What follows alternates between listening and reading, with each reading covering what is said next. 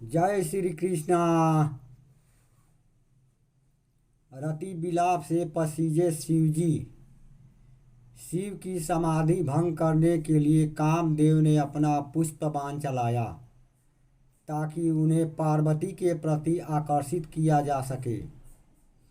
शिव की तपस्या भंग हो गई।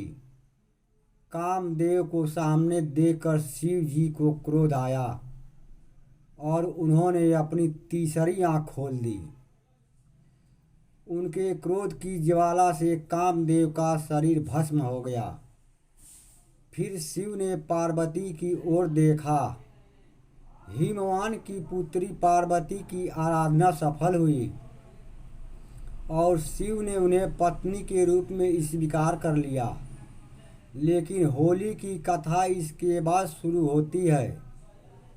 देवताओं और उनसे ज्यादा पार्वती का मनोरथ सिद्ध करते हुए कामदेव भस्म हो गए।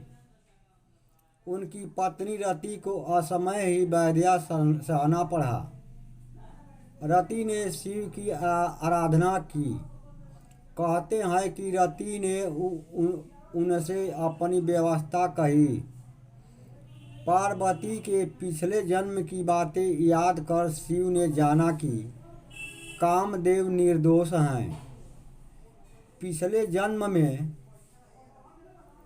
10 प्रसंग में उन्हें अपमानित होना पड़ा था।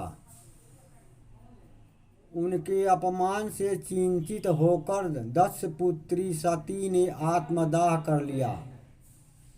उन्हीं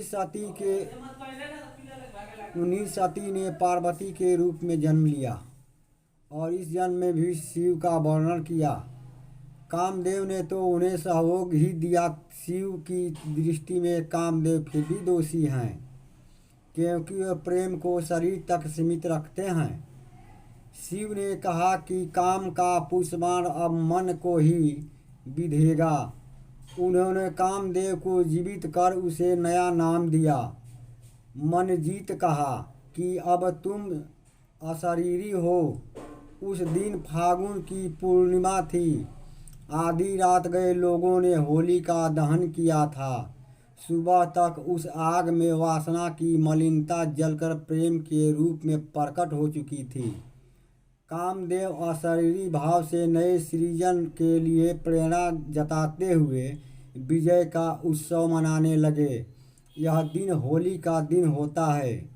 गुरु गोपीनाथ कविराज। जय श्री राम, जय श्री राम। मेरे लिए तो मोदी जी राम और योगी जी लखन। अब न जाने कब होगा इन लोगों से मिलन।